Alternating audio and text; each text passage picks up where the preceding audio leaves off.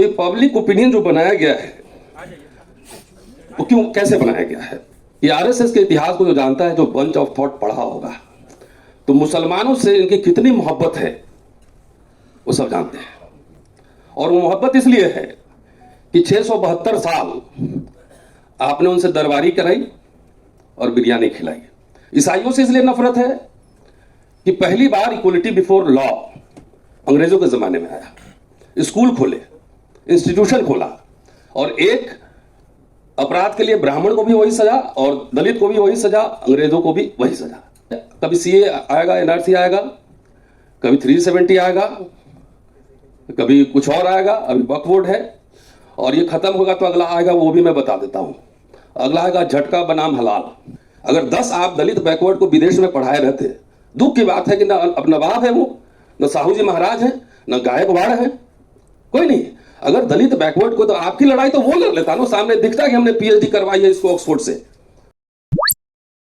सबको पता है कि भारत में मुसलमानों के साथ जाति हो रही है, एकदम, इसमें कोई कंफ्यूजन नहीं है। और कोर्ट में मामला रिजर्व्ड है। मुझे लगता है कि न्यायालय में कभी न्याय मिलता है, कभी नहीं मिलता है, और न्याय ना मिले तो भी चलेगा। कई बार तो ऐसा होता है कि अदालतों में अन्याय मिलता है। तो जो मसला है कोर्ट में चलने दीजिए, लेकिन मेरी समझ है कि ये पब्लिक परसेप्शन, पब्लिक ओपिनियन का मामला है। और डेफिनेटली मैं कह रहा हूं कि आपके खिलाफ पब्लिक ओपिनियन बना दिया गया है। मैं दिल्ली से बाहर घूमता हूं कई बार, तो टैक्सी में बैठता हूं तो इसे समझने की कोशिश करता हूं। ज्यादातर टैक्सी चलाने वाले दलित बैकवर्ड होते हैं, और उनसे पूछिए तो एक लाइन जरूर आपको मिलेगा। ज्यादातर मैं कह रहा हूं कि अच्छा है, मुसलमान को टाइट कर रहा है, टाइट हो रहा है। तो ये पब्लिक ओपिनियन जो बनाया गया है वो क्यों कैसे बनाया गया है? आरएसएस के इतिहास को जो जानते हैं, मैं पढ़ता हूं, आज मैं अंबेडकर की communal deadlock and it's solution पढ़ रहा था। ये आरएसएस के इतिहास को जो जानता है, जो बंच ऑफ थॉट पढ़ा होगा, तो मुसलमानों से इनकी कितनी मोहब्बत है वो सब जानते हैं। और वो मोहब्बत इसलिए है कि 672 साल आपने उनसे दरबारी कराई और बिरयानी खिलाई, इसलिए ये नफरत है। ईसाइयों से इसलिए नफरत है कि पहली बार इक्वलिटी बिफोर लॉ अंग्रेजों के जमाने में आया। स्कूल खोले, इंस्टीट्यूशन खोला, और एक अपराध के लिए ब्राह्मण को भी वही सजा और दलित को भी वही सजा, अंग्रेजों को भी वही सजा। तो इसलिए उनसे नफरत है। और तीसरा कम्युनिस्ट है। अभी भाई साहब, वकील साहब जो बोल रहे थे, एकदम परफेक्ट बोल रहे थे। ये मसला जो है, कभी सीए आएगा, एनआरसी आएगा, कभी 370 आएगा, कभी कुछ और आएगा, अभी वक्फ बोर्ड है, और ये खत्म होगा तो अगला आएगा, वो भी मैं बता देता हूं। अगला आएगा झटका बनाम हलाल। झटका बनाम चल रहा है, नरम चल रहा, अंडर करंट है। कई हमारे साथी आरएसएस, बीजेपी की यूनिवर्सिटी में पढ़ाता हूं, तो एक जगह मैं बैठा हुआ था किसी कमिश्नर के पास, तो डेलीगेशन गया था एक झटका आंदोलन का।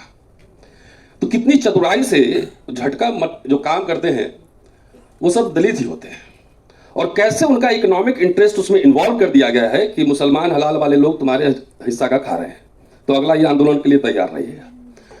तो पब्लिक ओपिनियन बनाने में हमने आपने कहां चूक की, ये सोचने का विषय है। और मैं अंबेडकर को ही कोट करके अपनी बात खत्म करूंगा कि कहते हैं ना कि हैदराबाद के निजाम बहुत कंजूस थे, जैसा हम लोग सुनते हैं, पढ़ा नहीं है, सुनते हैं। अंबेडकर, जब तक कि मुस्लिम लीग ने पाकिस्तान की मांग नहीं की, अंबेडकर और मुसलमान दोनों एक ही इंटरेस्ट पे लड़ रहे थे, Sikh, Anglo Indian, Muslims, Ambedkar. पूरे अंबेडकर की जिंदगी इस बात में लग गई कि we are minority in national life. दलितों को माइनॉरिटी कह रहे थे, लेकिन जब पाकिस्तान का जब डिवीजन आया, जब हो गया, तो एलीट सब उधर चले गए, बाकी यहां रह गए। तब भी अंबेडकर कॉन्स्टिट्यूएंट असेंबली में क्या कह रहे थे वो सुनने वाली बात है। तो अंबेडकर को सेकंड गोल्ड में सम्मेलन में जाने के लिए राउंड टेबल कॉन्फ्रेंस ने हैदराबाद के निजाम ने स्पॉन्सर किया था। और मैं बता दूं कि जो मिलिंद कॉलेज है औरंगाबाद में, 54 एकड़ जमीन 1953 में हैदराबाद के निजाम ने कॉलेज खोलने के मुफ्त में दिया था। वही नहीं, शेड्यूल कास्ट वेलफेयर के लिए 1 करोड़ का फंड इकट्ठा हुआ, उसमें से 12 लाख रुपए उन्होंने अंबेडकर को इंटरेस्ट फ्री दिया कि आप कॉलेज बनाइए। 56 से वो किस्त जाना था 50,000 पर ईयर। अंबेडकर का 56 में परिनिर्वाण हो गया। वो पैसे वापस हुए कि नहीं हुए मैं नहीं जानता, शोध का विषय है, लेकिन मुझे लगता है कि वो कर्ज माफ कर दिया गया होगा। ये बात मैं क्यों कह रहा हूं? इसलिए कह रहा हूं कि अंबेडकर ने कहा है कि विदाउट सोशल डेमोक्रेसी हम पॉलिटिकल डेमोक्रेसी अचीव नहीं कर सकते। आप सोचिए कि जो कंजूस नवाब जिसको कहते थे, 54 एकड़ जमीन आज भी है। मैं उस यूनिवर्सिटी में लेक्चर देकर आया हूं, बोल कर आया हूं। क्या दलित को हिंदू बना दिया गया है, मुसलमान को हिंदू बना दिया गया है, सॉरी बैकवर्ड को, और उसके पास एक कॉमन कॉज है ना, नाम एक तरह का है, संस्कृति एक तरह की है, बोली भाषा एक तरह की है। और हम ये भी जानते हैं कि उसके असली शत्रु आरएसएस बीजेपी के वो दलित हैं, क्योंकि इंडियन रिपब्लिक 50 साल में जो मिडिल क्लास बना है, जिनको वो छूत समझते थे, वो मिडिल क्लास उठ के इनको जवाब दे रहा है। असली तो मार वहां पर नहीं है, लेकिन आम मानस को, जनमानस को हिंदुआइजेशन कर दिया गया है। Do have any alternative? कोई विकल्प है? जब आप सोशल डेमोक्रेसी नहीं करेंगे, तो इसलिए मैं कह रहा हूं जुडिशरी का मसला नहीं है, रोज नए आएंगे इशू, ये पब्लिक ओपिनियन का है। दलित बैकवर्ड, जो कि उनके अभी बहुत सारे लोग हिंदू राष्ट्र की पालकी ढो रहे हैं, हिंदू राष्ट्र में उनको कहां रहना है मैं जानता हूं, लेकिन आपके पास क्यों आए, ये सवाल है। कभी हमने वो साझा कॉमन इंटरेस्ट, कभी साझा दुख दर्द हमने साझा किया? नहीं किया। हर समय इशू आएगा। मैं स्टूडेंट था, बाबरी मस्जिद जब उसमें हमला हुआ था, उस समय भी हम लोग जंतर मंतर पर कहां कहां रैली निकालते थे। उस समय से लेकर अब तक रैली ही निकाल रहे हैं, कॉन्फ्रेंस ही कर रहे हैं। तो हमारे पास दो स्ट्रैटेजी है। एक तो शॉर्ट टर्म है, वो तो अदालत है। अदालत से कई बार सरकार जो अपने नहीं करती, अदालतों से करवा लेती है। अब हो गया, अदालत कह दिया तो कह दिया, अब कहां जाएंगे आप? तो ये हमारे नौजवान साथी कह रहे थे सड़क पे लड़ना पड़ेगा, तो इसके लोग चाहिए, और लोग आपके पास तब आएंगे कि लगेगा कि उनको कि हमारा भी इंटरेस्ट आप प्रोटेक्ट कर रहे हैं। अगर 10 आप दलित बैकवर्ड को विदेश में पढ़ाए रहते, दुख की बात है कि ना अब नवाब है वो, न साहू जी महाराज हैं, न गायकवाड़ हैं, कोई नहीं। अगर दलित बैकवर्ड को, तो आपकी लड़ाई तो वो लड़ लेता ना, सामने दिखता है कि हमने पीएचडी करवाई है इसको ऑक्सफोर्ड से, इसको स्पॉन्सरशिप हमने दिया है। तो जो एक फिलैंथ्रोपी का काम है, तब आपको क्यों बोलना है? आपकी लड़ाई तो ये लोग लड़ लेगा। तो इसलिए मेरा एक प्रस्ताव है कि ये लड़ाई ऐसा नहीं कि वक्फ बोर्ड का खत्म हो जाएगा तो ये रुकने वाली है, ये अनवरत चलती रहेगी। कोई मुसलमान विदेश नहीं भेजेगा, क्योंकि उसके लिए पासपोर्ट वीजा सब लगवाना पड़ेगा। बोलेगा यहीं रहो, सेकंड क्लास सिटीजन बन के रहो, सेकंड क्लास सिटीजन। तो इसलिए ये बहुत गंभीर मसला है। दिल्ली में हम लोग काम करते हैं, अरे हमारे ऊपर भी मुकदमे कई चल रहे हैं, ठीक है, इससे डरने की बात नहीं है, ये लड़ाई चलेगी। लेकिन अंबेडकर ने जो कॉन्स्टिट्यूएंट असेंबली में जो बात कही थी, और आजादी के बाद 4 नवंबर 1948 को, और मैं वो पढ़ देता हूं, इसलिए मैं लेकर आया था। उन्होंने कहा था कि माइनॉरिटीज के संदर्भ में कह रहे हैं कि अल्पसंख्यकों को जो छूट दी जा रही है, मैं समझता हूं वो ठीक है, तो उसकी तारीफ कर रहे हैं।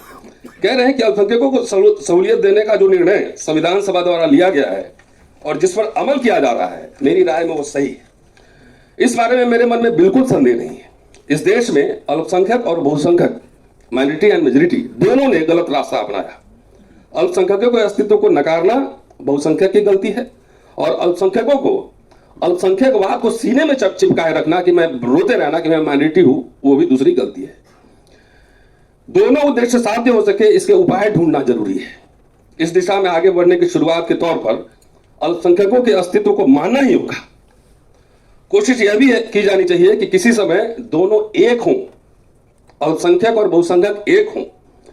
संविधान सभा द्वारा सुझाए गए उपायों का स्वागत होना चाहिए, क्योंकि उनके द्वारा बताए गए उपायों से ही यह दोहरा उद्देश्य प्राप्त किया जा सकता है। धर्मांतरता की भावना को बल देकर अल्पसंख्यकों को दी जा रही सहूलियतों का विरोध करने वालों को मैं 2 बातें बताना चाहता हूं। वो चेतावनी दे रहा हूं, वो चेतावनी जरूरी। पहली बात कि अल्पसंख्यक विस्फोटक शक्ति होती है, उसके विस्फोट होने से पूरे राज्य के बिखर जाने का खतरा होता है। यूरोप का इतिहास इसी प्रकार की भरपूर घटनाओं से भरा पड़ा है। और यहां एक एग्जाम्पल देते हैं, और एग्जाम्पल आयरलैंड के विभाजन को लेकर देते हैं कि जब कहा कार्सन ने कि आप प्रोटेस्टेंट को जो चाहिए आप ले लीजिए और आयरलैंड को एक रहने दीजिए, तो उन्होंने कहा कि अपने जितना जो मुझे दे रहे हैं उसको चूल्हे में डालिए, हम कभी भी नहीं चाहते हैं कि आप मेरे ऊपर राज करें। आयरलैंड के वहीं से हवाला दे रहे हैं। तब कार्सन ने उन्हें जवाब दिया था कि आपके द्वारा दी जाने वाली सहूलियतों को चूल्हे में झोंकिए, हमें बिल्कुल मंजूर नहीं कि आप हम पर राज करें। भारत के किसी अल्पसंख्यक समुदाय ने ऐसी मानसिकता नहीं अपनाई और इस प्रकार के जातिवादी बहुसंख्यकों का राज्य अल्पसंख्यकों द्वारा निष्ठा से स्वीकार किया गया। भारत में जो मुसलमान रहे उन्होंने हिंदुओं को नेता माना, मुसलमानों को नेता नहीं माना। इसलिए अल्पसंख्यकों के प्रति भेदभाव न करना हमारा कर्तव्य है, इसका एहसास बहुसंख्यक को होना चाहिए। अल्पसंख्यकवाद टिका रहे यह बहुसंख्यक के बर्ताव पर निर्भर करेगा और जिस दिन वे भेदभाव छोड़ देंगे उस दिन जो है ना वो अल्पसंख्यक का मेजोरिटी खत्म हो जाएगा। तो मेरा ये प्रस्ताव है कि लड़ाई तो हम लोग लड़ेंगे ही, हम लोग तो आइडियोलॉजिकल आदमी है ना। तो आप मुझे चाय पिलाएं चाहे नहीं पिलाएं, नदीम भाई जहां बोलते हैं हम लोग खड़े हो जाते हैं। एक लॉन्ग टर्म बनाइए कि आप बहुत सारे एग्जाम्पल्स हमने दे दिए और ये सोचने की जरूरत है, ये आपके ऊपर मैं छोड़ देता हूँ। शुक्रिया।